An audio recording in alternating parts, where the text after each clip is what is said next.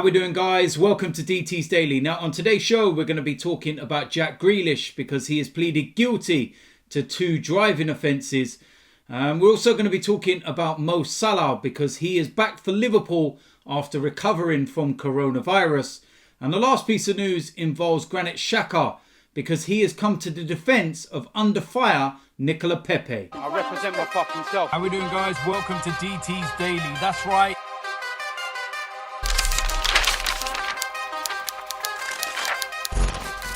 So the first place we're going to start was that news about Jack Grealish, and he has admitted to 2 charges of careless driving.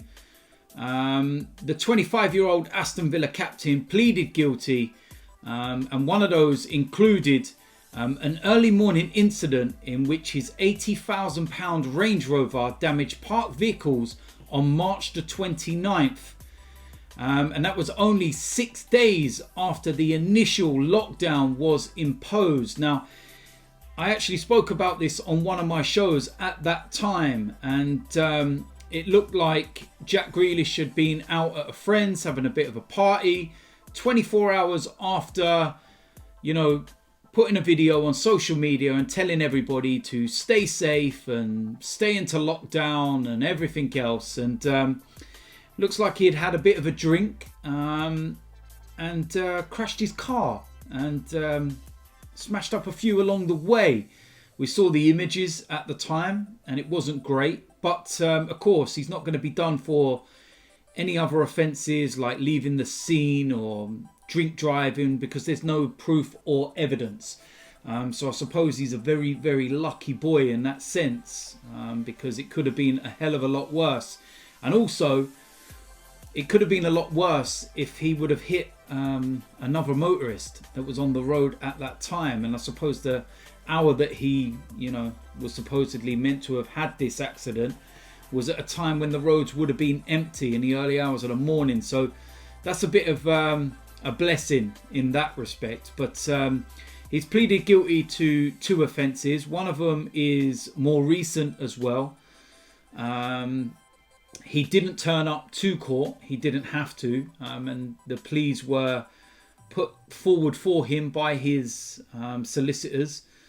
The second charge is one of careless driving, which was on October the 18th on the M42.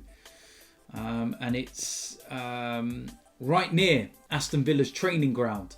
So there's no getting away from that either. So, Jack Grealish has clearly got a bit of an issue with driving, speeding and doing other, various things. And, he's admitted to it. I suppose it's one of those you've just got to say that, look, he's admitted to it. You can't say no more.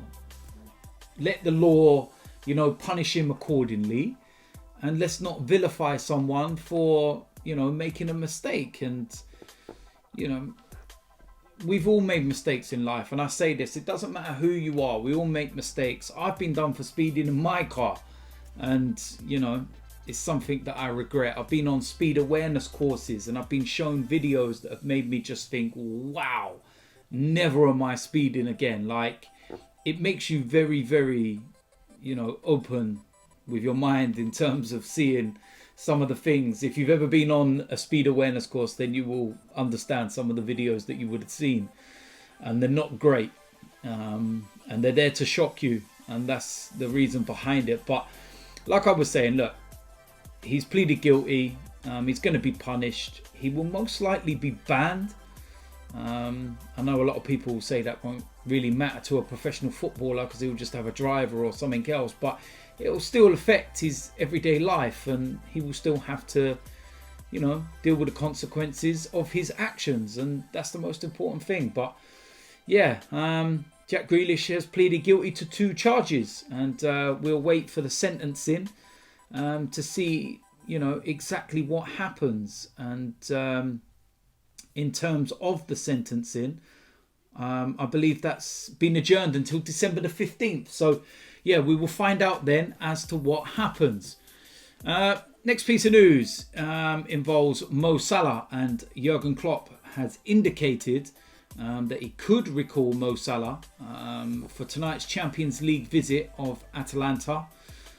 Klopp confirmed on Tuesday his Liverpool forward took part in training as normal on Monday after returning another negative test for coronavirus. Salah was of course ruled out of Sunday's 3-0 win over Leicester after testing positive for the virus whilst on international duty with Egypt. But he returned a negative test prior to the game, and then Salah rejoined the group on Monday after a period in self-isolation, having initially tested positive on November the 13th. Now, if you saw the way that Liverpool played against Leicester, you'd probably say that they didn't really miss Mo Salah. That's testament to the way that Liverpool played, because they were absolutely superb. And, I wish Arsenal could play that superbly with all our main players there, let alone when half the team's missing. But, Mo Salah and Mohamed Elneny, they, were both tested and come back positive whilst on international duty with Egypt. Of course, Mohamed Elneny was a bit later, so I can't, see, Elneny being involved again until the Premier League match at the weekend against Wolves at the earliest. But of course, he does have to return negative tests before that does happen. So it's a big boost for Liverpool because they are short on numbers and they have lost some big players. And we've already spoke about that with Virgil van Dijk and others missing, and of course there was a couple of injuries at the weekend against Leicester as well. It's kind of down to the bare bones, you should say, but I suppose James Milner can fill in any position because he's very versatile and he certainly does the job, that's for sure. But that's big news for Liverpool, and they will be happy that Mo Salah is able to return.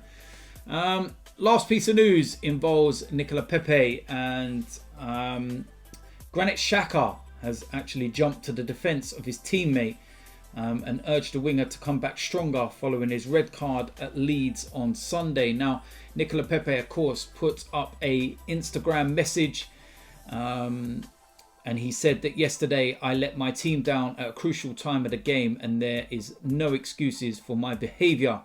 I am deeply sorry and would like to apologise to the fans, my teammates, my coach and everyone else at the club. And Granit Xhaka replied to that saying, keep going, brother. You come back stronger. We are here with you.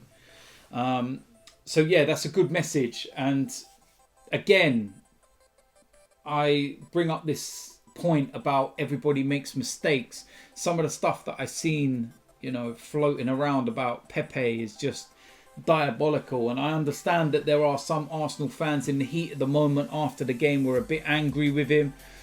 And might have wanted him sold in January or whatever and never play for the club again. Or look, we're all angry at the time when the game's finished, and some people say things that they might not, really mean in the cold light of day. And Nicolas Pepe's made a mistake. He's owned up to it. He's apologised. We move on. He serves his 3-game suspension in the Premier League. He, of course, is allowed to play in the Europa League on Thursday. But after that, he's going to miss 3 Premier League games, and he's going to be missing Wolves, Tottenham and Burnley. So, he's going to get some time to think about his actions. I believe that he's supposedly having a face-to-face with Mikel Arteta. He's probably had that already, just to clear the air and whatnot. And, I'm hoping that he uses this time to reflect on a few things and to really start showing his potential, because he's an unbelievable player and he's got unbelievable potential and he needs to start showing it now. The one thing about December and the games that are coming up is that they come thick and fast. So he will definitely get his opportunity, but he needs to learn from this. And regards to Granit Xhaka, I see some people talking about his actions after the game, where he had his arm around Alioski and was trying to keep Kieran Tierney away from him and everything else. And the one thing I'll say about that is that even though Alioski plays for Macedonia, he has Albanian heritage, and he was playing in the Swiss league. So I'm not 100% sure, but I'm quite confident in saying that I think that, you know, him and Granit Xhaka do know each other in some way, shape or form. And Granit went over there to speak to him, and, you know, game had finished, and, you know, everyone does with people they know or whatever. And I think what he was doing was keeping Kieran Tierney away more than anything and trying to protect him from doing something, because I don't think if Granit was there, Kieran would have held back, because he looked very, very angry, and then that could have ended up with him facing punishment and another player missing. And you've got to look at the bigger picture. So I'm not really looking too much into that. I know people will use it as a way of attacking him, but I don't see much in that in any way, shape or form. Like I said, I think Granit Xhaka and Alioski know each other, and it's to do with their nationality and everything else. So yeah, it is what it is, and I'm not reading no more into that, because it's not worth it. It's as simple as that. So there we go. That is it for today's DT's Daily. As usual, let me know in the comment section what you think about today's topics. If you're new around here, make sure you hit the subscribe button. Make sure you smash a like on this video, and I will see you lot soon. I'm out of here.